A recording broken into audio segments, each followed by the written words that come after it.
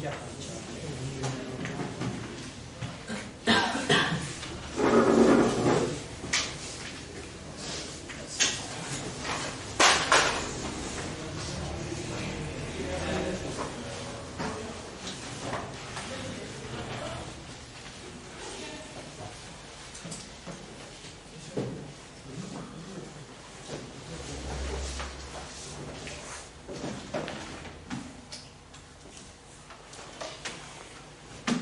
हाँ जी, हम लोगों ने कुछ बहुत ही मज़ेदार पढ़ा। पता नहीं, शायद मैं अकेला ही एंजॉय कर रहा था।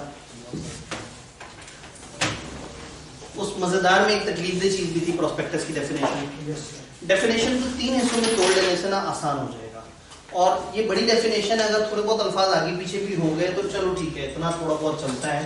एक आध नंबर ज़ाया हो भी जाना चाहिए कभी कभी, ऐसा कोई मसला नहीं है। लेकिन कहने का मतलब है लॉजिकली ध्यान में रखेंगे तो पेपर में शायद इतनी बड़ी डेफिनेशन लिख सकेंगे। सबसे पहले देखेंगे जो प्रोस्पेक्टस है वो कोई notice, document, circular, publication, invitation, offer, इस तरह के चंद अल्फाज दिए हुए हैं, पहली चीज। दूसरी चीज, ये इनवाइट कर रहा है जनरल पब्लिक को कि वो आए और कंपनी की सिक्योरिटीज वगैरह में परचेज करे, ये दूसरा वो। और तीसरा, this is not that thing जो बैंक वाले लोगों से डिपॉजिट मांगते हैं या एनबीएफसी वाले, नॉन बैंकिंग फाइनेंस कंपनी वाले सर्टिफिकेट ऑफ इन्वेस्टमेंट या सर्टिफिकेट ऑफ डिपॉजिट मांगते हैं। तो ये 3 हिस्सों में डिवाइड कर देंगे तो पेपर में अगर भूल भी गई तो शायद आप नियर टू एक्चुअल के तक पहुंच जाएं और ना याद होने की सूरत में भी कुछ ना कुछ नंबर ले लें। लेकिन याद करने में ऐसा कोई मसला नहीं है। अगर आप गौर से किसी दिन लिस्ट बनाने बैठे तो शायद पूरे लॉ में कोई 24-25 डेफिनेशन निकले। आप गौर से देखें तो सही, कहाँ होती है बहुत ज़्यादा। डिविडेंड के चैप्टर में कहाँ थी डेफिनेशन ही नहीं है। डिविडेंड के चैप्टर में, वाइंडिंग अप के चैप्टर में कौन कौन सी थी डेफिनेशन तो नहीं। चले 12वें में हमें नजर नहीं आई। 11वें में अकाउंट्स में डेफिनेशन है, बुक्स ऑफ अकाउंट्स और फाइनेंशियल स्टेटमेंट्स वगैरह। फाइनेंशियल स्टेटमेंट भी काबिल जिक्र डेफिनेशन तो नहीं है, तो बुक्स ऑफ अकाउंट्स और फाइनेंशियल। उसके अलावा सीएफओ को तो नहीं खुदा ना खाता डेफिनेशन क्या रहता है। चैप्टर 11 में नहीं थी रिलेटेड पार्टी, ठीक है। तो आप ये देखिए कि चैप्टर 12-11 में मिला के भी सिर्फ 2-3 डेफिनेशन। चैप्टर नंबर 10 की तरफ आते हैं, प्रोस्पेक्टस, शेल प्रोस्पेक्टस। उसके अलावा मिनिमम सब्सक्रिप्शन एंड के लिए 3 डेफिनेशन पूरे चैप्टर। चैप्टर 9 में हमने देखा 9 के बराबर। चैप्टर 8 मीटिंग्स वाला, क्या डेफिनेशन है टोटल ले दे के कह सकते हैं जबरदस्ती ऑर्डिनरी बिजनेस की डेफिनेशन कि वो 4 होते हैं। अदरवाइज आपको पूरे चैप्टर में डेफिनेशन ही नजर नहीं आ रही। या है कोई जो मैं सो रही हूँ, ठीक है। चैप्टर 7 में जाके देख लें, मॉर्गेजेस एंड चार्जेस में डिबेंचर की शायद डेफिनेशन हो, शायद नहीं। बाकी मॉर्गेज, प्लेज और चार्ज, ये 2-3 छोटी छोटी सी डेफिनेशन। चैप्टर 6 की हमने बात कर ली। चैप्टर 5 कौन सा था? शेयर कैपिटल है कुछ डेफिनेशन? No sir. ज़्यादा वो नॉमिनल वैल्यू क्या होती है, एक लाइन में। चैप्टर 4 अदर ऑफिसर्स में सेक्रेटरी की डेफिनेशन है, हाँ वो एक मुश्किल है। चैप्टर 4 में भी टेक्निकली सिर्फ चीफ एग्जीक्यूटिव की डेफिनेशन है जो हमें परेशान कर सकती है। चैप्टर 3 में आगे देखें, डायरेक्टर की डेफिनेशन से तो नहीं परेशान। तो चैप्टर 2-1 सब मिला मिलूंगे ना, मतलब शायद आप सिलेबस में कोई 20 ऐसी डेफिनेशंस आइडेंटिफाई करें जो बाकी मुश्किल है या जिनके लिए थोड़ी सी दिक्कत चाहिए। तो अगर एक पूरा 100 नंबर का पेपर हो उसमें सिर्फ 20 डेफिनेशंस ऐसी हो जो दिक्कत देने वाली है तो फिर उनको तो रट लेना चाहिए। मैंने बाकी किसी जगह नहीं कहा आपने किताब के अल्फाज इस्तेमाल करने हैं, आप अपने अल्फाज इस्तेमाल करें। डेफिनेशन में मैं कहता हूँ कि बेहतर है कि अपनी किताब के अल्फाज इस्तेमाल करें, क्योंकि आप पेपर को खुद से लिखेंगे तो उसकी बहुत सारी काम की बातें आगे पीछे हो जाएंगी। आईकेएफ ने कभी एक्सपेक्ट नहीं किया आप लीगल लैंग्वेज पेपर में लिखें, लेकिन डेफिनेशन में जार्गन में उन्होंने कहा है कि ये एक्सपेक्ट के लोग वो जो जार्गन ऑफिशियल जो उसका मतलब है वो हमें बताएं। तो खैर प्रोस्पेक्टस की डेफिनेशन कोई भी सुनाएगा? कोई वॉलंटियर? चले कोशिश करें।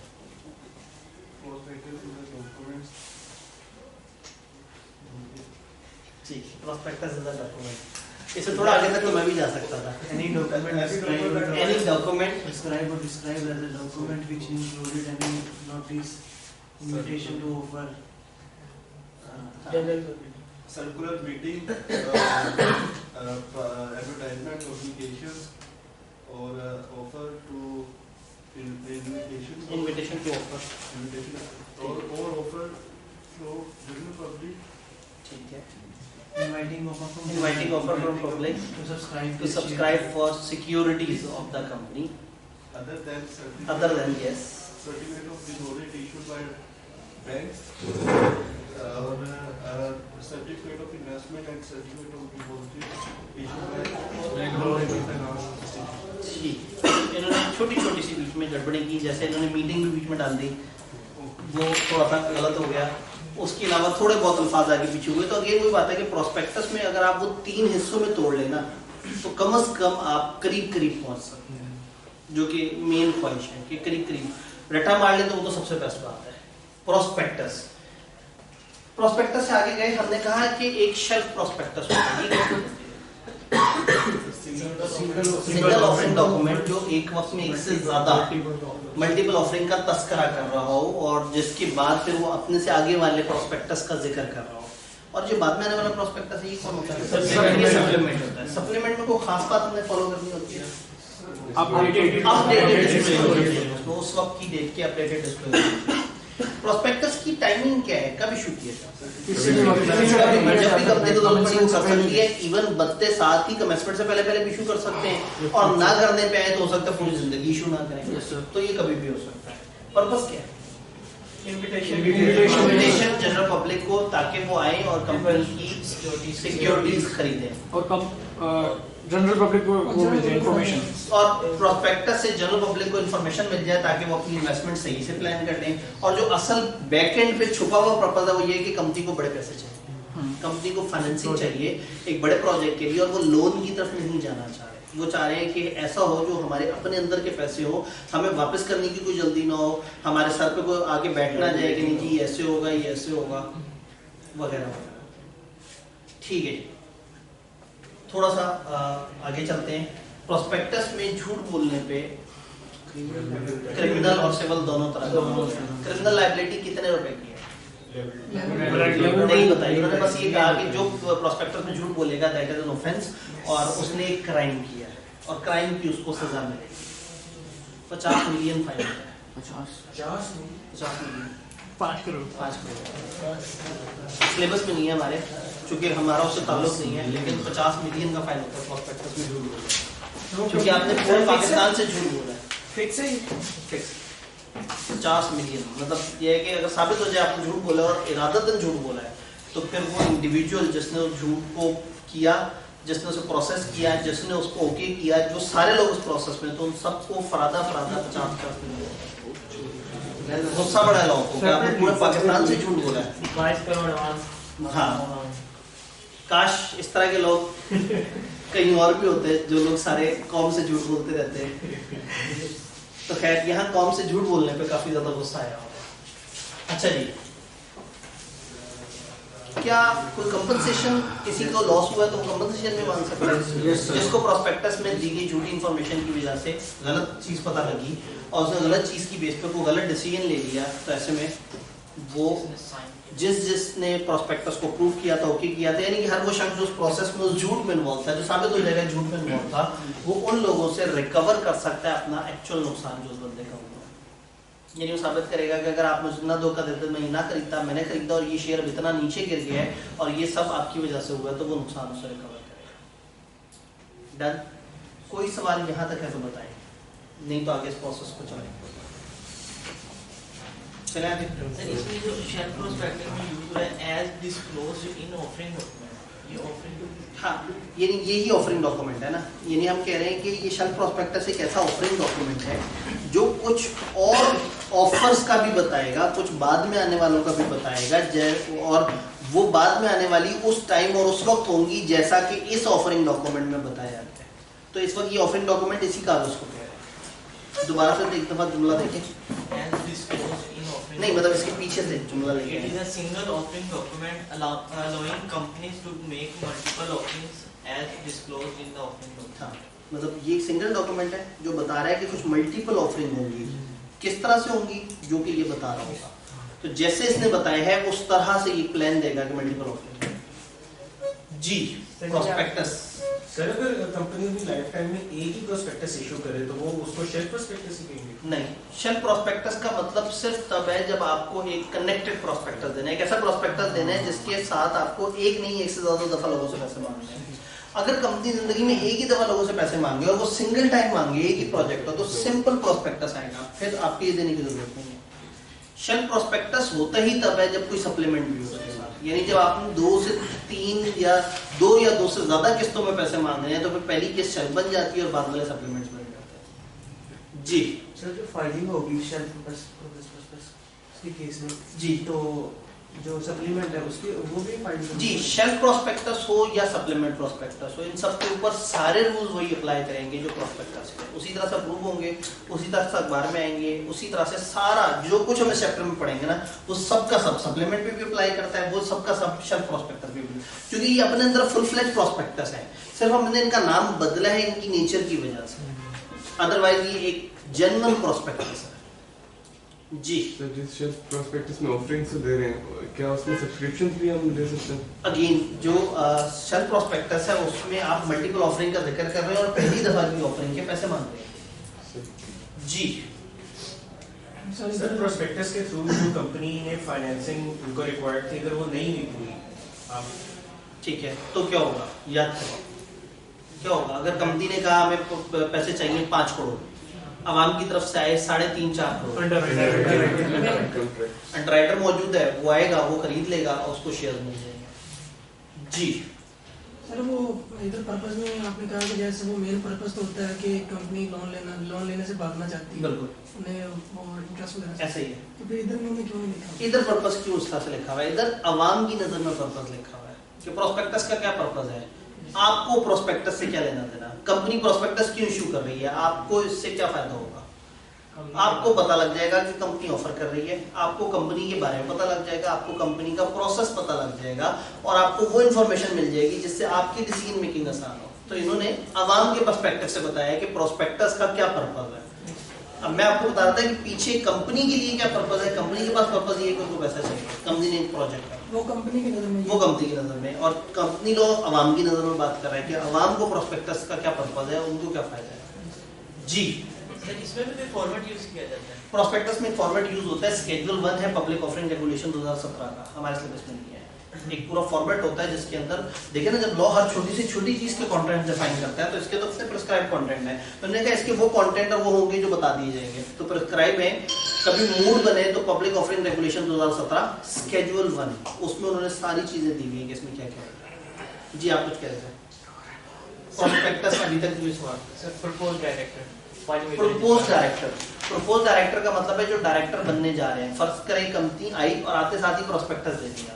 अब आपको याद होगा कि कंपनी बनते साथ ही बताती है कि कौन कौन से हमारे डायरेक्टर्स होंगे, तो अब अगर आप साथ में प्रोस्पेक्टस दे रहे हैं तो उसमें वो डायरेक्टर जो आपने की कहा है कि इस कंपनी के होंगे वो साइन कर रहे हैं। इलेक्टेड डायरेक्टर, हाँ ये इलेक्टेड नहीं सिलेक्टेड, शुरुआत में सिलेक्टेड होते हैं ना, जब एक दफा कंपनी चल पड़ती है तो उसके बाद फिर वो 3-3 साल बाद वाला प्रोसेस शुरू हो जाता है, तो पहली दफा वाले सिलेक्टेड होते हैं। सर ये ऑनलाइन इन्वेस्टमेंट जो होती है तो ये आजकल स्कैम चल रहे हैं सर, इसको इनको पेनल्टी नहीं होती है, नहीं पकड़े जाते? नहीं ये पकड़े जाते हैं लेकिन ये भाग भी जाते हैं, जरा तेज होते हैं ना, जिन्हें जितना बड़ा फ्रॉड करना होता है वो उतने बड़ा प्लान लेके आते हैं, तो वो ऑनलाइन फ्रॉड करते हैं पर गायब हो जाते हैं। क्योंकि ऑनलाइन फ्रॉड करने में आप अपनी आइडेंटिटी छुपा सकते हैं, फिजिकली किसी जगह से चोरी करना हो आपको खुद आना पड़ता है, लेकिन तारों के अंदर से कुछ चोरी करना हो, इलेक्ट्रॉनिक चोरी कि इलेक्ट्रॉनिकली आपने एक जगह बैठ के एक वो क्रिएट किया सर्वर और सर्वर से कुछ चीज़ ऑटोमेटिकली गई कंपनी के सिस्टम में और वहाँ से चीज़ें चोरी करके वापस ला के आपको दे दिया, किसी को भी नहीं पता लग जाएगा क्या होगा, इन्वेस्टमेंट की हुई है वो लेके भाग जाते हैं बड़े आदमी समझ सकते हैं।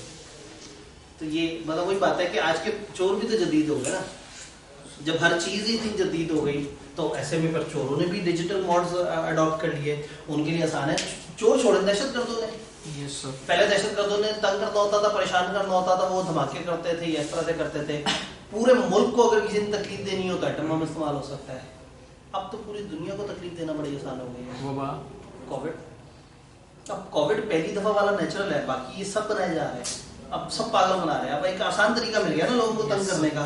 किसी भी वक्त किसी भी सुपर पावर ने रेगुलेट करना है पूरी दुनिया पे कि अच्छा पूरी दुनिया की इकोनॉमीज किस तरह से हो, तो ठीक है सही है, वो अपनी पसंद की अपनी पसंद की वबा फैल दे। और ऊपर से कई इलाके तो ऐसे होंगे जो बेचारे पलट के इन्हीं से पूछेंगे आप बताएं इसका सोल्यूशन क्या है। और फिर वैक्सीनेशन भी किस तरह की भेजी जाए, क्या हो, कब कंट्रोल किया जाए, तो इतनी सारी मिथ्स हैं। तो आज के दौर के चोर और दहशतगर्द भी जो है वो जदीद हो गए और हम अभी तक पुराने दौर की बातें पढ़ रहे हैं। 1881 हमें आईकेएफ ने सिलेबस इस दफा जब रिवैम्प किया तो आईकेएफ ने कहा कि हम इसमें जिद्दत के तकाजे ऐड करेंगे और हम जदीद बातें ऐड करेंगे। और वो सारा कुछ करने के बाद पता चला कि जो पहले था वो भी कर गया। जो पहली वाली चीजें थी वो भी गाइड कर दी। अब पूरे हमारे कैफ में अगर कोई जिद्दत की बात हो रही है तो वो एमएफए की एक चैप्टर में हो रही है बस, अदरवाइज पूरा कैफ हमारा कहीं नहीं बता रहा कि जिद्दत कहाँ है। तो हैंड्स ऑन कोर्सेज में है, हैंड्स ऑन कोर्सेज में उन्होंने सोचा है, अभी जब वो डेवलप करने बैठेंगे ना तो उस वक्त भी उनसे नहीं समझ आ रहा। अल्लाह करे फिनटेक सही से चला रहे हैं, ठीक है, बहुत सारी मजे के वो है इनिशिएटिव, लेकिन प्रॉब्लम यही है कि लोगों ने फिर क्या करना है, लोगों ने सीखना थोड़ी है, बच्चों ने जाके पैसे देके सर्टिफिकेट देना है, ये प्रॉब्लम है। वरना पीसीएसई इतना अच्छा कोर्स है कम्युनिकेशन के लिए, चार्टर्ड अकाउंटेंट्स को इतना मसला है कम्युनिकेशन का, हमारी फील्ड के आधे लोग आगे नहीं जा पाते क्योंकि उनको अच्छा बोलना नहीं आता।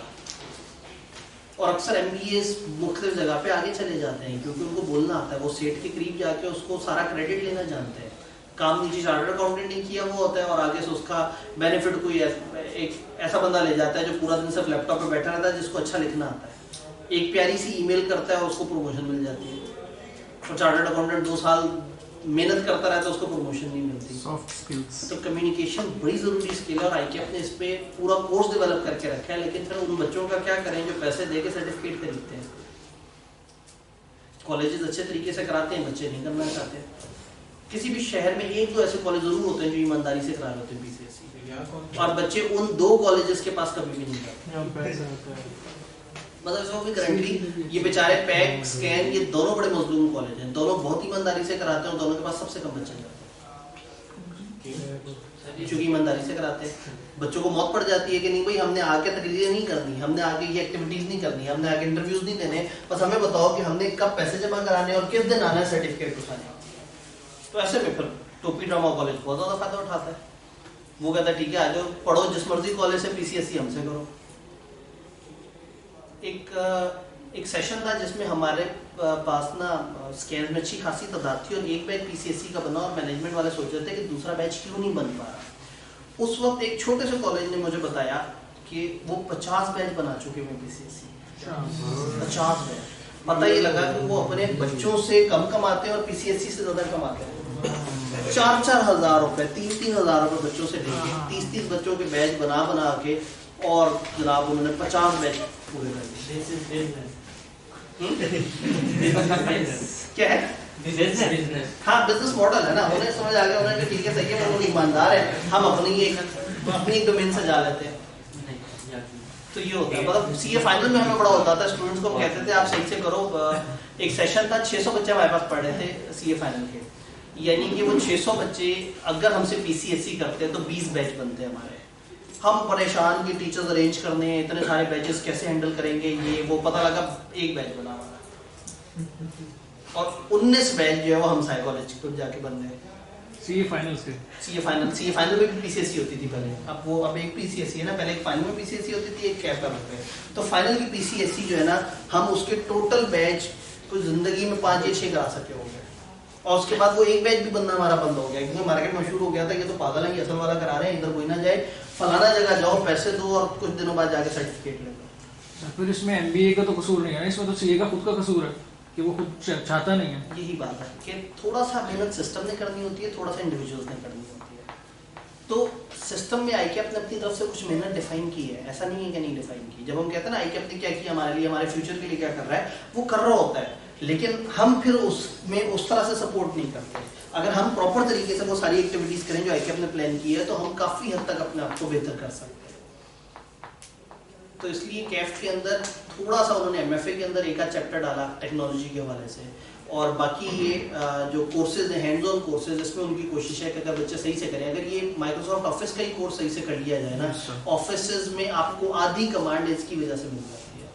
जितने भी ऑफिसेज में जो कुछ भी चल रहा होता है ना, जिसको माइक्रोसॉफ्ट ऑफिस पे अच्छी ग्रिप हो, खासतौर पे जिसको एक्सेल पे बहुत अच्छी ग्रिप हो, वो तो वहाँ राज कर रहा होता है। वो उसको हर काम, उसके आधे काम बड़े आराम से सॉर्टेड आउट हो जाते हैं। तो कोशिश कीजिएगा जब भी आगे हैंड्स ऑन कोर्स आप पे अप्लाई करें या ना करें, जब भी अप्लाई करें और आपने देने हो तो कोशिश कीजिएगा एक दफ़ा ईमानदारी से करें। सर इनके पेपर्स होंगे इसमें अभी आईकेएफ ने कुछ चीज़ें डिफाइन कर दी हैं कि क्या इसको इंटरनल रखना है या इसको एक्सटर्नल रखना है। तो वो अगर आईकेएफ अपना पेपर रखेगा तो फिर बहुत अच्छी बात है, फिर तो ये रेगुलेट होंगे। और अगर आईकेएफ ने ऐसी कर दी है जैसे पीसीएससी के कॉलेज वाले बताएंगे कि हाँ भी बच्चा आया था, बाकी सब कुछ हुआ था, बस फिर ये 2 नंबर तरीके से होता रहेगा। स्कैन पीसीसी यहाँ पे करवाते हैं कि नहीं? अबू बकर कैंपस में काफ़ी असली वाला पीसीएससी होता है और थोड़ा सा दरमियानी क्वालिटी का यहाँ पे होता है। यानी कि मतलब वो 2 नंबरी तो दोनों कैंपस में भी कहीं नहीं है, लेकिन क्वालिटी वाइज अबू बकर कैंपस का काफ़ी बेहतर है। थोड़ा सा शशके मशके उसमें ज़रा ज़्यादा है, यहाँ ज़रा थोड़ा सा कहीं ना कहीं थोड़ा सा देसी हो जाता है। जी चले आगे। प्रोस्पेक्टस से रिलेटेड ऑर्डर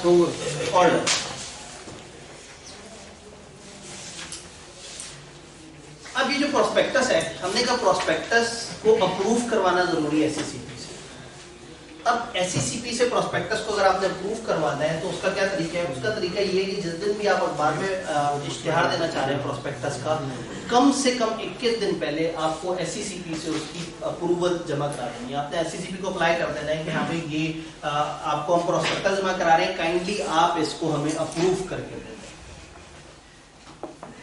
प्रोस्पेक्टस एससीसी पे अप्रूव करेगा अगर इसमें वो इन्फॉर्मेशन और रिपोर्ट हुई एज मे बी प्रिस्क्राइब्ड। वो मैंने ब्रैकेट में बता दिया, वो आपको याद करने की भी जरूरत नहीं कि पब्लिक ऑफिस रेगुलेशन में वो जो आप बात हो रही थी कि क्या होगा, वो इस रेगुलेशन में लिखा हुआ है। प्रोस्पेक्टस वंस अप्रूव 60 दिन तक के लिए वैलिड रहेगा। आपने एक दफा अप्रूवल ले ली एससीसीपी से, जब अप्रूवल मिल गई उसके बाद अगले 60 दिन में आप इसको कभी भी अखबार में पब्लिश कर सकते हैं। लेकिन 60 दिन अगर गुजर गए तो फिर आपका प्रोस्पेक्टस मार जाएगा, आपको दोबारा से अप्रूवल लेनी पड़ेगी। दूसरा ऑप्शन ये है कि आप एक्सटेंशन के लिए अप्लाई कर सकते हैं कि फॉर सम रीजन हम लोग पब्लिश नहीं कर सके थे, तो फिर एससीसीपी आपको इसमें फर्दर एक्सटेंशन 60 डेज तक की फर्दर एक्सटेंशन दे सकता है। प्रोस्पेक्टस तब तक इशू नहीं हो सकता, पब्लिश नहीं हो सकता, सर्कुलेट नहीं हो सकता जब तक एससीसीपी इसको अप्रूव ना। इसी तरह से एससीसीपी से पूछे बगैर कोई बंदा कोई इश्तिहार भी नहीं चला सकता, कोई बिलबोर्ड पे नहीं लगा सकता, कोई इवन फेसबुक पे ऐड नहीं दे सकता कि आज फलाना कंपनी की शेयर खरीद लो, जब तक कि उसने अपना वो ऐड एससीसीपी से अप्रूव ना करवा लिया हो। या अगर उसने ऐड दिया है तो उस ऐड में उसने लिखा हो कि कंपनी का प्रोस्पेक्टस फलाना जगह अवेलेबल है, उसे जाके डिटेल के लिए देखें, हमने सिर्फ एक छोटा सा ब्रोशर दिया है। ऐसा ना हो कि खूबसूरत सा ब्रोशर 1 पेजर जिसको देख के लोग जज्बातियों को इन्वेस्ट कर दें, जबकि प्रोस्पेक्टस में तो रिस्पेक्टस भी हैं, डिटेल्स भी हैं, प्रोजेक्ट भी है, सारा कुछ है। तो रूल ये है कि अगर आपने कोई भी ऐसी एडवर्टाइजमेंट, नोटिफिकेशन, कोई भी ब्रॉडकास्ट, टेलीकास्ट, रेडियो पे चलाया, टीवी पे चलाया, इंटरनेट पे चलाया, ऑन एयर किया, किसी भी तरीके से अगर आवाम को आपने कोई भी इश्तिहारबाजी की जिसमें आपने कहा कि इस कंपनी की शेयर ले लियो और वो इश्तिहारबाजी प्रोस्पेक्टस नहीं है, उसके अलावा कोई चीज़ है, तो आपको वो भी अप्रूव करवाना पड़ेगा। या दूसरी ऑप्शन ये है कि फिर उसमें बताना पड़ेगा कि ये एक बेसिक ऐड है और डिटेल्स फलाना जगह प्रोस्पेक्टस रखा हुआ है उसके अंदर पड़ी हुई है, तो फिर आप उसे करेंगे। किताब ने उसको इंग्लिश में ऐसे कहा है, without prior written approval of SECP no person shall issue, circulate, publish, telecast or broadcast an advertisement other than prospectus. Prospectus के अलावा भी कोई मशहूरी आप नहीं दे सकते जब तक कि आपको एससीसीपी से प्रायर अप्रूवल नहीं मिल गई। Announcing a public offer of security, जिसमें आप एक पब्लिक ऑफर का जिक्र कर रहे हैं, अनलेस के प्रोस्पेक्टस पब्लिश हुआ हो और एडवर्टाइजमेंट ने पाकिस्तान में उस जगह का एड्रेस दिया हुआ हो जहां से वो प्रोस्पेक्टस देखा जा सकता हो। तो 2 एक्सेप्शन हो गई। आप ऐसा नहीं कर सकते, एक एक्सेप्शन एससीसीपी से अप्रूवल ले लो तो कर सकते हैं, दूसरी एक्सेप्शन प्रोस्पेक्टस पहले से मौजूद हो और आप उस प्रोस्पेक्टस का रेफरेंस देते हैं अपने ऐड में कि हाँ भाई वो प्रोस्पेक्टस है, वहां डिटेल से बातें लिखी हुई। डन। देन छोटी छोटी सी बातें कि इश्यूअर या ऑफरर जो है वो किसी भी टाइम पे जो आपने प्रोस्पेक्टस में चीजें अप्रूव करवाई थी उनको बदलेंगे नहीं, ऐसा ना उनसे अप्रूव करवाए और बाद में लिखते हुए आपने प्रिंट करते हुए उसको कुछ और कर दिया हो। और इसी तरह से अगर किसी भी प्रोस्पेक्टस जो एससीसीपी ने अप्रूव किया है उसकी वजह से अगर किसी को नुकसान हुआ है तो एससीसीपी उसकी जिम्मेदारी नहीं ले रहा। उन्हें हम ये जरूर देखेंगे कि उसमें फॉर्मेलिटीज पूरी हैं या नहीं, लेकिन क्या हर बंदे के सच और झूठ की जिम्मेदारी एससीसीपी ले सकता है? नहीं। तो उन्होंने कहा जी हम ये बस अपने तौर पे कानूनी देख लेंगे कि कानूनी कार्रवाइयां उसमें पूरी हो रही है नहीं हो रही, लेकिन फिर भी प्रोस्पेक्टस से किसी को धोखा हुआ, नुकसान हुआ, एससीसीपी की कोई जिम्मेदारी नहीं। लोग ये नहीं कहेंगे जी आपने अप्रूव किया था, आप हमारा नुकसान पूरा करें। तो एससीसीपी ने इंतहाई नफासत से अपने आप को बीच में से निकाल लिया कि हाँ भाई हमारा कोई कसूर नहीं। तो इस पूरे पेज पे काम की बातें गिनती की 2-3 है। एक ये कि अप्रूवल होनी चाहिए, एक ये कि कोई और डॉक्यूमेंट भी प्रोस्पेक्टस जैसा हो तो उसकी भी अप्रूवल होनी चाहिए या प्रोस्पेक्टस को उसमें रेफरेंस होना चाहिए। और 2 तारीखें हमें पता लगी, जब आप अखबार में पब्लिश करना चाह रहे हैं कम से कम 21 दिन पहले आपको एप्लीकेशन दे देनी चाहिए एससीसीपी को कि हमें अप्रूव कर दें। दूसरी डेट हमने ये देखी कि वंस अप्रूव प्रोस्पेक्टस की लाइफ क्या होती है 60 दिनों के अंदर वो पब्लिश हो जाना चाहिए। अब क्या होगा, आपने अप्रूवल ले ली, कहां अप्रूवल लेने की जरूरत नहीं है। हमने कहा प्रोस्पेक्टस की एससीसीपी से अप्रूवल लेनी है, ये उसकी लिस्ट ऑफ एक्सेप्शंस आ गई। अगर स्टेट बैंक ऑफ पाकिस्तान अपने सिक्योरिटीज ऑफर कर रहा है उसको अप्रूवल लेने की जरूरत नहीं है। मुझे एक बात बताएं, स्टेट बैंक ऑफ पाकिस्तान तो एक बैंक है, अगर वो बैंक है तो बैंक को तो हमने मना किया था प्रोस्पेक्टस, लेकिन सिक्योरिटी हमने बैंक को डिपॉजिट्स वगैरह में मना किया था, सिक्योरिटीज नहीं। तो अगर स्टेट बैंक अपनी सिक्योरिटीज ऑफर कर रहा है तो स्टेट बैंक क्योंकि हायर अथॉरिटी है तो फिर हम कह रहे हैं कि ये एक मुनासिब बात नहीं है कि वो एससीसीपी से अप्रूवल है। अगर सिक्योरिटीज प्राइवेटली ऑफर हो रही है, यानी कि जनरल पब्लिक ऑफर नहीं हो रही, आप चंद लोगों को 15-20 लोगों को अलग से शेयर ऑफर कर रहे हैं, तो ये वाली चीज के लिए आपको एससीसीपी की अप्रूवल की जरूरत नहीं है। एससीसीपी की अप्रूवल आएगी जहां मैस पब्लिक इन्वॉल्व होगी। फिर अगर आप शेयर ऑफ सब्सिडी अपने मेंबर्स को दे रहे हैं डिविडेंड के तौर पे, याद है हमने कहा था कि हमारे पास शेयर्स पड़े हुए हैं और हम मेंबर्स को डिविडेंड के तौर पे बांटते हैं, अगर आप इस तरह से शेयर ऑफर कर रहे हैं तो इस वाली ऑफर के लिए एससीसीपी की इजाजत की जरूरत नहीं है। अगर हम अपनी सिक्योरिटीज अपने मेंबर्स या एम्प्लॉइज, अपने ही मेंबर्स या एम्प्लॉइज को दे रहे हैं या उनके फैमिली मेंबर्स को दे रहे हैं, उसके लिए इजाजत की जरूरत नहीं है। हम जनरल पब्लिक को नहीं दे रहे, हम अपने मौजूदा मेंबर्स या मौजूदा एम्प्लॉइज या मेंबर्स के फैमिली मेंबर्स को अगर ऑफर कर रहे हैं तो इसके लिए फिर आपको एससीसीपी वगैरह के पास जाने की जरूरत नहीं है। अगर आप बोनस शेयर्स दे रहे हैं, अपने कुछ शेयर्स बोनस शेयर्स दे रहे हैं तो भी आपको, यानी कि इन सब में देखें तो सिर्फ पब्लिक ऑफर यही है स्टेट बैंक वाइज, उसके अलावा बाकी सारी प्राइवेट वो है कि आप आपस में ही चंद लोगों में बांट रहे हैं, तो इन सब के लिए आपको एससीसीपी की अप्रूवल नहीं चाहिए। ये बात समझ आइए। एक स्टेप आगे चलते हैं, प्रोस्पेक्टस की टाइमलाइन को समझने से पहले एक दफा जरा थोड़ा सा इसमें एक्सपर्ट वाली डिस्कशन कर लेते हैं। प्रोस्पेक्टस में जो आप लिख रहे हैं, प्रोस्पेक्टस में जो आप दावे कर रहे हैं, प्रोस्पेक्टस में जो आप बातें कर रहे हैं, देयर आर ह्यूज चांसेस कि बहुत सारी ऐसी बातें हो जिसमें कंपनी वाले तो इतनी कॉम्पिटेंस ही नहीं रखते कि वो बता सकेंगे सही है या नहीं। फॉर एग्जाम्पल कंपनी वालों ने कह दिया कि जी हमारे जो टोटल एसेट्स हैं, हमारे जो फिजिकल एसेट्स हैं जो नजर आ रहे हैं, टेंजिबल नजर आ रहे हैं, उनकी टोटल वर्थ है 400 मिलियन और हमने अपनी बिल्डिंग्स को अभी ताज़ा रीवैल्यू करवाया है और उनकी वैल्यू 70 मिलियन से बढ़ गई है। अब ये एक ऐसा जुमला है जिसके लिए शायद हमें किसी एक्सपर्ट की जरूरत है जो वेरीफाई करे, शायद जमीनों का एक एक्सपर्ट बताए कि हाँ इस इलाके में जमीनों की प्राइस बढ़ने की वजह से इनके एसेट्स इतने 100 मिलियन के हो गए। कंपनी कहती है हमारे ऊपर कोई लीगल केस नहीं है, कंपनी तो कहेगी, तो शायद एक एक्सपर्ट लीगल एडवाइजर आए और वो अपनी रिपोर्ट दे और कहे वाकई मैंने देखा है लोगों पर कोई लीगल केस नहीं है। कंपनी कहते हैं कि हमारे अकाउंट्स बहुत साफ सुथरे हैं, बड़े खूबसूरत हैं और इनमें कोई मसला नहीं है, तो शायद हमें एक ऑडिटर चाहिए जो आके देखे कि वाकई अकाउंट्स खूबसूरत हैं या नहीं और उसमें कोई मसला तो नहीं। तो इसका मतलब है प्रोस्पेक्टस में बहुत सारे ऐसे दावे हैं जिसके लिए आवाम डायरेक्टर्स के जुमलों पे भरोसा नहीं करेगी जब तक कि कोई एक्सपर्ट बीच में आके ना कह दे कि हाँ भाई ये चीज़ ऐसी है। तो इसका मतलब है there may be many prospectus जिसके अंदर एक स्टेटमेंट होगी एक्सपर्ट की, जिसमें एक्सपर्ट बताएगा कि मैंने इस चीज़ को देखा और मैंने इस चीज़ को सही पाया। ये एक्सपर्ट जो है वो कौन हो सकता है? ये कोई बैंकर हो सकता है, security adviser, engineer, valuer, accountant, lawyer, any other profession जो उसको ये अलाउ करते हैं कि हाँ भाई तुम इस चीज़ के ऊपर ओपिनियन दे सकते हो। तो कोई भी ऐसा सर्विस प्रोवाइडर, कोई भी ऐसा शख्स जो कि अपनी फील्ड की महारत रखता है वो आके एक्सपर्ट के तौर पर बन सकता है। तो अगर किसी भी प्रोस्पेक्टस में एक एक्सपर्ट इन्वॉल्व है तो वो प्रोस्पेक्टस तभी कंप्लीट माना जाएगा जब उस प्रोस्पेक्टस के साथ उस एक्सपर्ट का जुमला भी आता है। अब उस एक्सपर्ट से कंसेंट लेंगे कि हाँ भाई आप राजी हैं कि आपने स्टेटमेंट दी हम अपने प्रोस्पेक्टस में डाल लें, और आपसे स्टेटमेंट फर्स्ट हमने 4 महीने पहले ली थी, आपने हमें वर्किंग दी थी, क्या अभी भी आप कायम हैं कि आपकी दी गई स्टेटमेंट अभी भी वैलिड है? तो अगर वो एक्सपर्ट कहता है हाँ, तो फिर हम प्रोस्पेक्टस के साथ उस एक्सपर्ट की स्टेटमेंट भी देंगे और प्रोस्पेक्टस में लिखेंगे कि इस प्रोस्पेक्टस के साथ एक एक्सपर्ट की स्टेटमेंट है और उस एक्सपर्ट ने अभी तक अपनी कंसेंट विड्रॉ नहीं की। ये बात समझ आइए?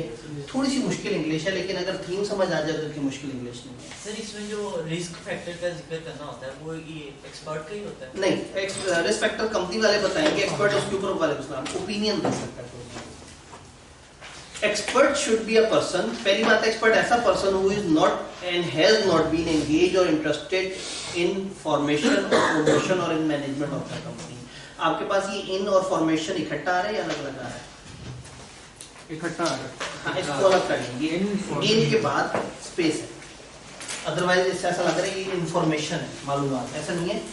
इन स्पेस फॉर्मेशन और प्रमोशन और इन मैनेजमेंट, यानी कि ये एक्सपर्ट कोई ऐसा शख्स नहीं होना चाहिए जिसका कंपनी से कोई ताल्लुक आज हो या इसका कोई ताल्लुक कंपनी को बनाते वक्त कंपनी से हो। कहीं ऐसा तो नहीं है शुरू के उन दोस्तों में से जो उस वक्त चपेड़े खा के साइड पे हो गए थे और बने नहीं थे सब्सक्राइबर, तो ये उन लोगों से भी ताल्लुक ना हो। ये जो एक्सपर्ट है ये इंडिपेंडेंट बंदा हो, ऐसा बंदा हो जिस पे लोग भरोसा करें, कंपनी के अपने पायनियर्स में से ना हो, कंपनी के अपने मैनेजमेंट के लोगों में से ना हो, बिल्कुल इंडिपेंडेंट बंदा हो।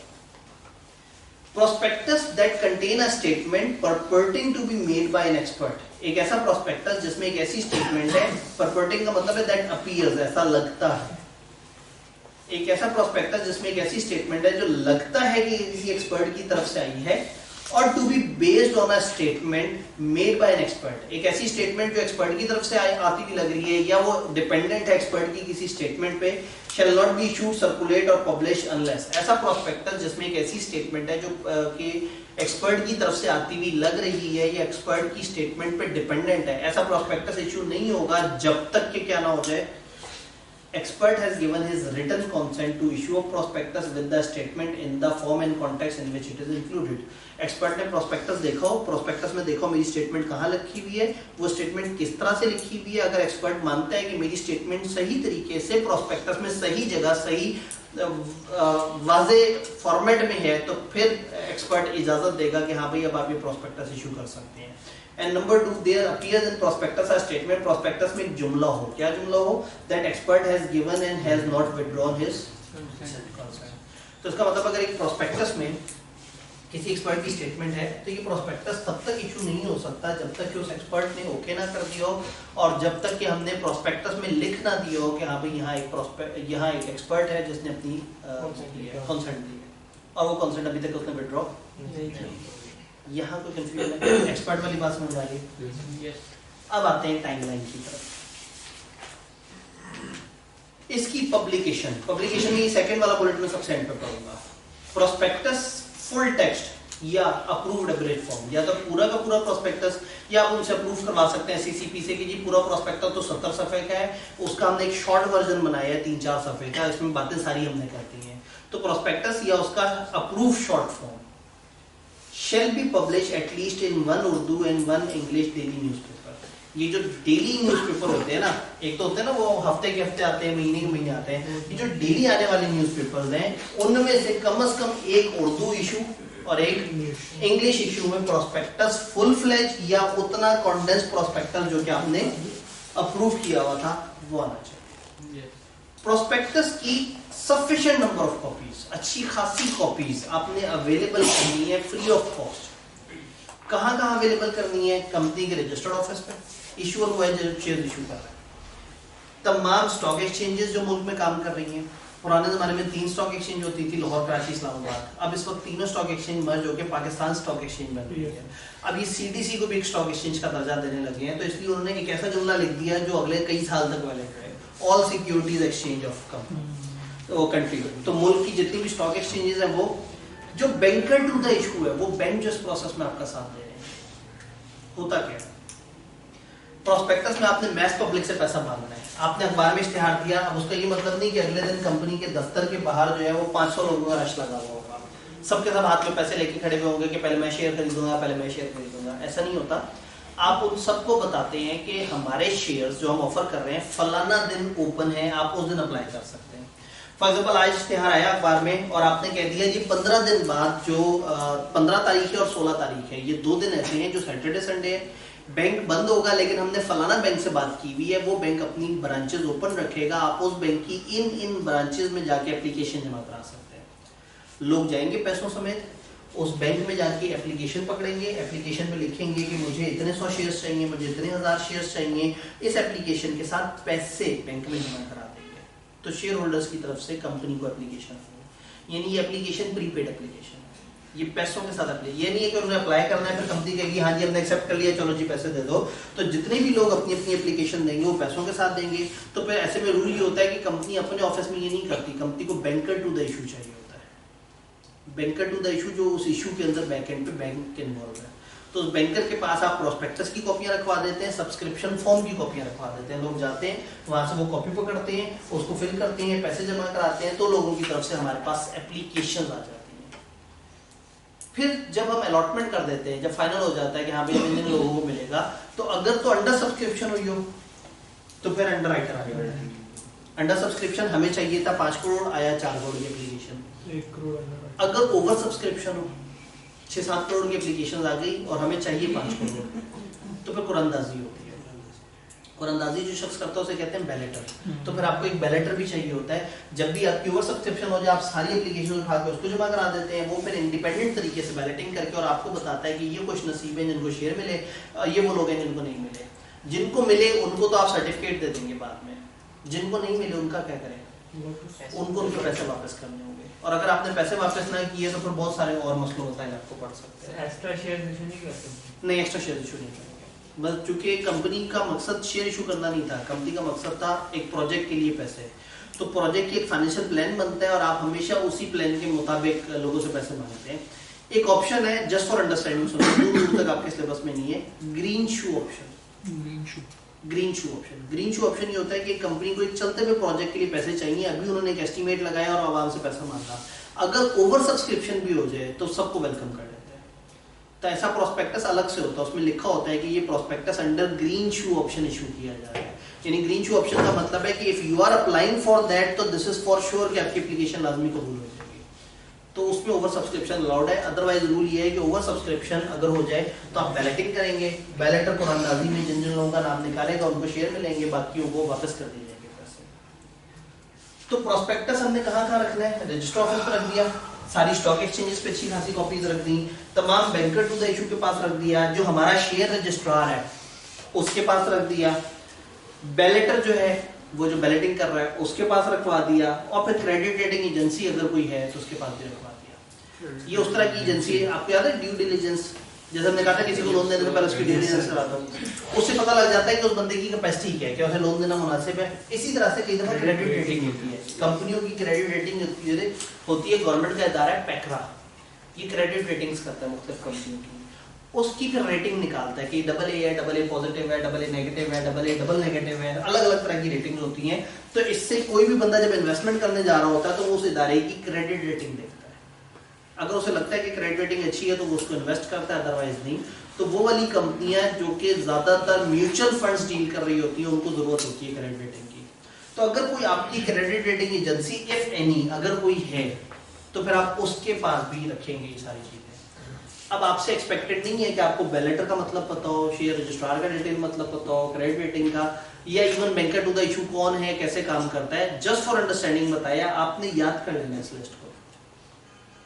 प्रोस्पेक्टस और सब्सक्रिप्शन फॉर्म, वो जो एप्लीकेशन फॉर्म है वो कंपनी की वेबसाइट पे भी अपलोड हो जाएगा और वो वहां एंड तक रहेगा, जब तक कि सब्सक्रिप्शन का प्रोसेस क्लोज नहीं हो जाता तब तक उस वेबसाइट पे रहेगा। यहां तक कोई कंफ्यूजन? अभी हमने सेकंड पॉइंट नहीं देखा। बैलेटिंग की जगह ऑक्शन नहीं कर सकते? नहीं, असल में ऑक्शन में सारे लोग कहाँ से आएंगे, ये तो पूरे पाकिस्तान का प्रोसेस है ना, लोगों ने अप्लाई कर दिया है। अब हम ऑक्शन के लिए क्या फिर सारे पाकिस्तान से सब लोगों को बुलाएं और हजारों लोग हैं जो अप्लाई कर रहे हैं, तो फिर मुश्किल हो जाएगा। इसलिए उन्होंने एक सिंपल सा सिस्टम रखा, ऑक्शन से बिला वजह रेट बढ़ जाएगा, जब लोग ज़्यादा खरीदार होंगे तो हम ये नहीं चाह रहे। इस वक्त मकसद कमाना नहीं है, इस वक्त मकसद है कि लोगों की एक्सेस में एक चीज़ आ जाए। हज में भी ऐसे होता है, हज की एप्लीकेशन जब ज़्यादा हो जाती हैं, जो कि ज़्यादातर ज़्यादा ही होती हैं, तो फिर वो पैसा लोगों को वापस किया जाता है। कुरानदाजी होती है, कुछ लोगों का नाम निकलता है, कुछ का नहीं निकलता। उस टाइम पे एक आसान ऑप्शन है कि बैलेटिंग करा लीजिए, वो ऑप्शन करा लीजिए, तो लोग आए तो ठीक है। फिर क्या होगा, सिर्फ अमीर लोग हज पे जा रहे होंगे, गरीब बंदा नहीं जा सकेगा।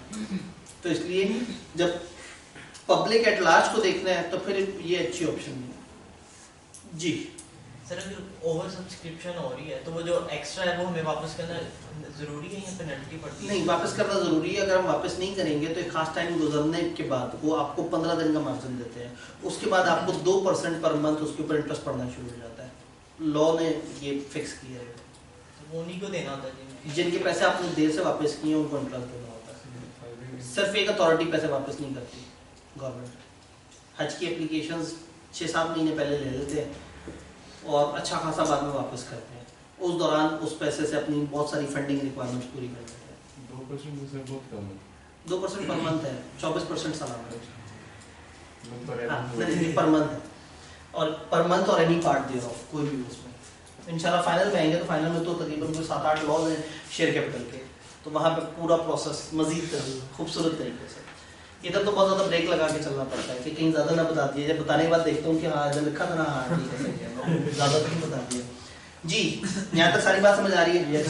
अब तारीख पे बात करते हैं। प्रोस्पेक्टस में जो पॉइंट जिस पे वो थोड़ा सा उलझाते हैं या जिसको कंफ्यूज करते हैं वो डेट्स हैं।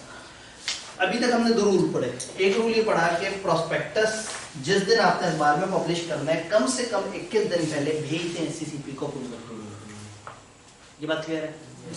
इसका मतलब एक बात बड़ी क्लियर हो गई कि जिस दिन आपने अखबार में पब्लिश करना है उससे कम से कम 21 दिन पहले इसकी अप्रूवल के लिए भेज देना चाहिए। तो अगर पेपर में सिनेरियो आए कि आपने इस दिन अप्रूवल के लिए भेजा और इस दिन आप पब्लिश करने लगे तो आपने सबसे पहले देखना है कि 21 दिन का फासला है बीच में, ठीक होगा। जब अप्रूव होके आ जाए प्रोस्पेक्टस तो कितने दिनों तक पब्लिश करना है? 60। तब आपने ये देखना है कि अप्रूवल की डेट क्या है और पब्लिशिंग की डेट क्या है। दोनों में 60 दिन से बड़ा फासला नहीं होनी चाहिए, याद रहेगा। ये भी 2 डेट्स हैं, एक डेट है अप्रूवल और एक डेट है पब्लिकेशन। पब्लिकेशन का मतलब अखबार में किस दिन आया, अप्रूवल का मतलब हो जाता है सीसीपी से। तो इसका मतलब है अप्रूवल की डेट और पब्लिकेशन की डेट में कम से कम फासला 21 दिन होना चाहिए अप्रूवल के लिए अप्लाई करने में। और अप्रूवल आ जाने के बाद और पब्लिश की डेट में ज्यादा कितना फासला होना चाहिए? इस जुमले को थोड़ा सीधा करके बोलता हूँ, अप्रूवल के 21 से 60 दिनों के अंदर अंदर पब्लिश कर देना चाहिए।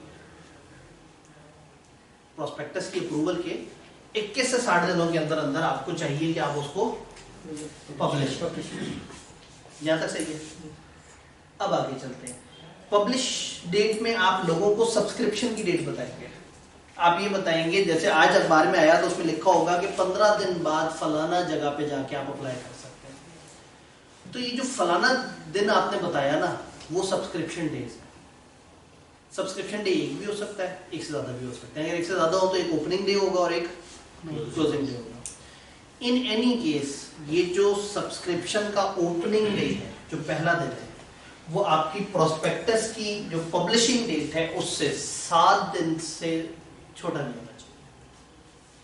आज अगर अखबार में इश्तिहार आया है तो ये नहीं कह देना कि कल आ जाओ और आपको शेयर मिल जाएंगे।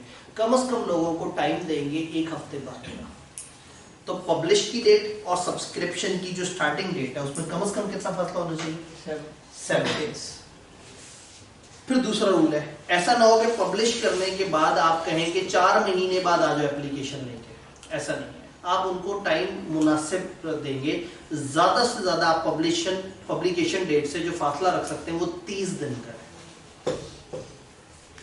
तो कम से कम फासला कितना है? 7 और ज्यादा से ज्यादा 30। तो अब इसका मतलब ये हुआ कि पब्लिकेशन की डेट से 7 से 30 दिनों के अंदर अंदर आपको उसको सब्सक्रिप्शन के डेज देते हैं। सब्सक्रिप्शन के डेज ज्यादा से ज्यादा खत्म हो सकते हैं 30वें दिन तक और अर्लीस्ट शुरू हो सकते हैं 8वें दिन से। 7 दिन का कम से कम गैप है। ये जुमला थोड़ा सा उलट तरीके से लिखा है। It shall be published in newspaper at least 7 days and at most 30 days before the commencement of public subscription. वो पब्लिक सब्सक्रिप्शन से पीछे की तरफ गिनती कर रहे हैं। हमने आगे की तरफ गिनती की है ना कि पब्लिशिंग से आगे 7 से 30 दिन का गैप होना चाहिए। वो ये कह रहे हैं कि सब्सक्रिप्शन जिस दिन हो रही है उससे कम से कम 7 से 30 दिन पीछे पीछे आपने पब्लिश किया अखबार। डन। थोड़ा सा ये मैप कुछ इस तरह से भी बदला है। यहाँ पे मेरा स्कूल जाइश है।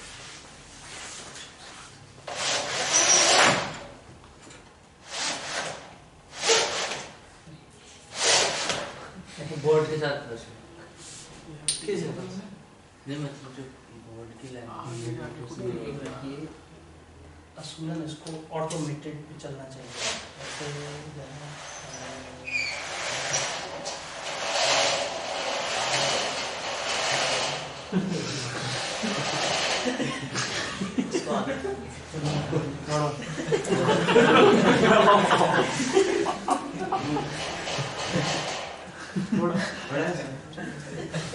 सही हमें जगह मिल गई।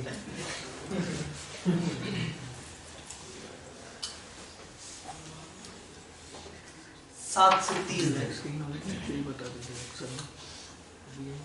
ये डेट ऑफ अप्रूवल है। ये इस डेट के 21 दिन और इस डेट के अप्रूवल के लिए कम से कम 21 दिन पहले अप्लाई कर देना है, और अप्रूवल जब मिल जाए तो 60 दिन के लिए वैलिड है। इसका मतलब है यहां दरमियान में किसी भी दिन आप इसको पब्लिश कर सकते हैं। ये बात समझ आ रही? देखिए ना, ये वाली पब्लिश डेट, ये डेट अगर 0 है तो ये डेट इस डेट से कम 21 दिन बाद है, और ये डेट इस डेट के 60 दिनों के अंदर अंदर है। इसका मतलब है कि अप्रूवल से 21 से 60 दिनों के बीच में कोई टाइम ऐसा होना चाहिए जब आप उसको पब्लिश करें। यहाँ तक बात क्लियर है? अब फर्ज करें पब्लिश वाली डेट को दोबारा से 0 नॉट ले लेते हैं, ये नया वाला 0 है।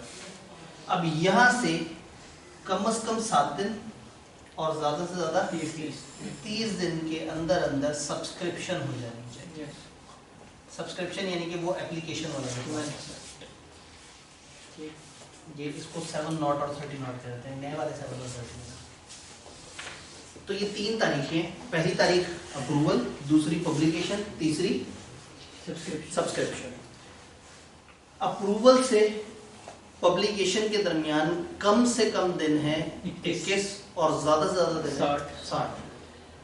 पब्लिशिंग से सब्सक्रिप्शन के दरमियान कम से कम दिन कितने और ज्यादा से ज्यादा 30।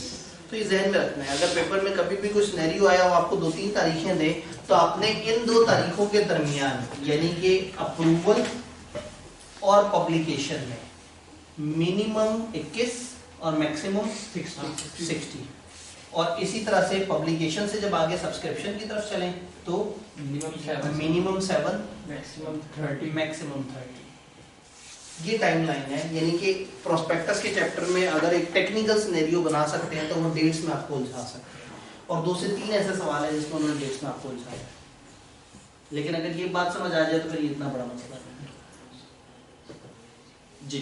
सर वो प्रोस्पेक्टस जो 60 डेज के अंदर एक्सपायर हो रहा होता है, जी जी, वो जब हम बनाते हैं उसके 60 डेज होते हैं? जब आपको अप्रूवल मिली होती है, बनाया तो बहुत पहले होगा, एक दिन बना लिया, उसके पता नहीं कितने दिन बाद अप्रूवल के लिए अप्लाई किया, तो लॉ ने उस टाइम को तो इग्नोर कर दिया। वो कहते हैं जब आपने अप्रूव करवा लिया, अप्रूव हुआ हुआ प्रोस्पेक्टस आपके हाथ में आ गया, अप्रूवल जो SCCP की है वो 60 दिन तक जिंदा है। इन 60 दिनों में आपको लाजमी इसको अखबार में पब्लिश करना है। मैं ये नहीं कह रहा 60 दिनों में लोगों से पैसे मांग लें, अखबार में कम से कम 60 दिनों में आ जाना चाहिए। अब अखबार में जब आ जाए तो फिर अगली तारीख से मैच होगा कि अखबार में जब आया तो अखबार वाली तारीख जिस दिन आया है उससे सब्सक्रिप्शन डेज में कम से कम कितना गैप रखना चाहिए? 7 दिन, और ज्यादा से ज्यादा 30। ये टाइमलाइन अगर जहन में होगी तो फिर मसला हल हो जाएगा। इसमें प्रॉब्लम आ रही है, क्या प्रॉब्लम? डेट्स वो सही तरह से याद नहीं होती। डेट सही से याद नहीं होगी तो रटा लगा कहाँ पे मसला है? इस सारे में मसला है। आप इसको याद कर लें, अप्रूवल, पब्लिकेशन, सब्सक्रिप्शन, और यहाँ लिख दे मिनिमम 21, मैक्सिमम 60, यहाँ लिख दे मिनिमम 7 और मैक्सिमम 20। अब लेफ्ट से राइट की तरफ सफर शुरू करते हैं। अप्रूवल से पब्लिकेशन कम से कम कितना फासला होना चाहिए? 21 days. 21। अप्रूवल से पब्लिकेशन ज्यादा से ज्यादा कितना फासला होना चाहिए? 60 days. 60। पब्लिकेशन से सफर शुरू करते हैं। पब्लिकेशन से सब्सक्रिप्शन 7 days. पब्लिकेशन से सब्सक्रिप्शन 30 days. 30। आगे से पीछे आते हैं। सब्सक्रिप्शन से कम कितने दिन पहले पब्लिशिंग होनी चाहिए? 7। सब्सक्रिप्शन से ज्यादा कितने दिन पहले पब्लिश होना चाहिए? 30 days. पब्लिशिंग से कम कितने दिन पहले अप्रूवल के लिए अप्लाई करना है? 21 days. 21। पब्लिशिंग से कम कितने दिन पहले, ज्यादा कितने दिन पहले अप्रूव हो चुका है? 60 days. तो आप लेफ्ट से राइट सफर कर लेंगे, राइट से लेफ्ट सफर कर लेंगे, मिनिमम और मैक्सिमम आपको याद रहेगा। पब्लिशिंग के बाद ही सब्सक्रिप्शन हो सकती है। जी बिल्कुल। देखिए अप्रूवल क्या है, एससीसीपी ने आपको ठप्पा लगा के दे दिया, लो पढ़ो प्रॉस्पेक्टस डाल दो अखबार में, ये अप्रूवल क्लियर है। पब्लिशिंग का मतलब है वो दिन जिस दिन अखबार में इश्तिहार दे दिया आपने, पूरे पाकिस्तान के अखबार में, मतलब वो जो आपने कोई नहीं किया था फुल टेक्स्ट में, वो अखबार में आ गया और उसी वक्त आपने सारी जगह पर अवेलेबल भी कर दिया। तो वो है डेट ऑफ पब्लिकेशन, जिस दिन अखबार में पहली दफा दुनिया के सामने पब्लिकली वो आ जाएगा। अच्छा, तीसरा है सब्सक्रिप्शन। सब्सक्रिप्शन वो डेज है जिस पे अप्लाई करेंगे लोग अप्लाई कब करेंगे? जब उन्हें मिलेगा, जब उन्हें पता लगेगा कि एक ऐसी चीज है। उन्हें पता कैसे लगेगा? अखबार से। तो इसका मतलब अखबार में पब्लिकेशन पहले होगी, पब्लिकेशन में लिखा होगा आ जाओ जी इतने दिनों बाद फलाना बैंक में अपनी दरखास्त लेके आ जाओ। तो जो सब्सक्रिप्शन है वो दरखास्त वाला दिन है, जिस दिन लोगों ने पैसों समेत एप्लीकेशन दी है ना, वो subscription. Clear? Done. Complete chapter में ये कंप्लीट जो प्रोस्पेक्टस का पोर्शन है, इसमें कोई सवाल?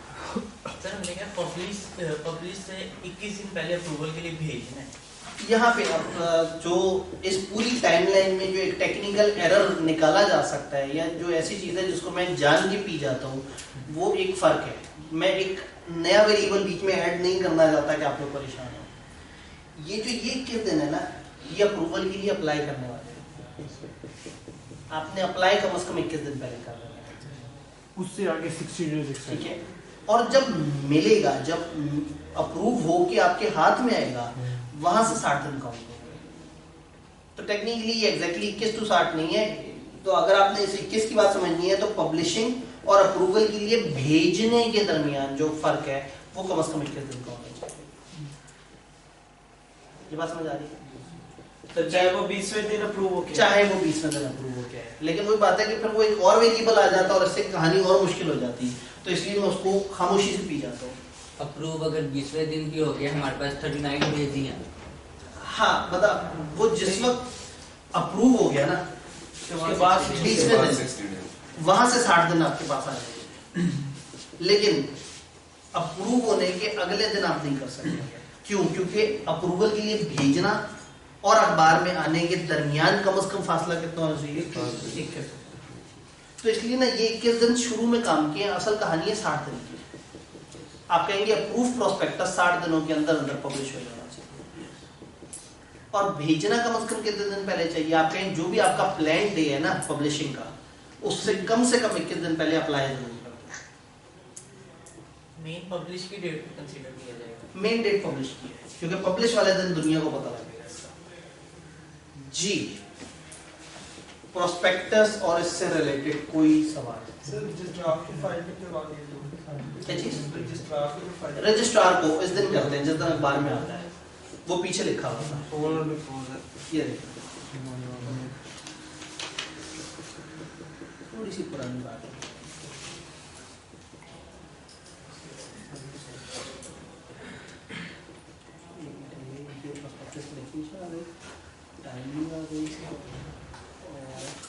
Filing with the registrar on or before the date of publication. Registrar को आपने पब्लिकेशन वाले दिन या उससे इमीडिएट पीछे एक कॉपी भेज दी, तो रजिस्ट्रार का ये 21 दिन और ये प्रोसेस नहीं है, ये एससीसीपी के अप्रूवल का प्रोसेस है। जी, प्रोस्पेक्टस में कोई कंफ्यूजन?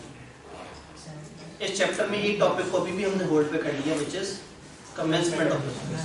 तो कल इंशाल्लाह ताला कमेंसमेंट ऑफ बिजनेस शुरू करते हुए, यानी कि वो इतना बड़ा टॉपिक नहीं है, उसको डिस्कस करेंगे और चैप्टर नंबर 7 में एंटर हो जाएंगे और परसों इंशाल्लाह ताला चैप्टर 7 को एक मंतक की इंजाम तक पहुंचाएंगे।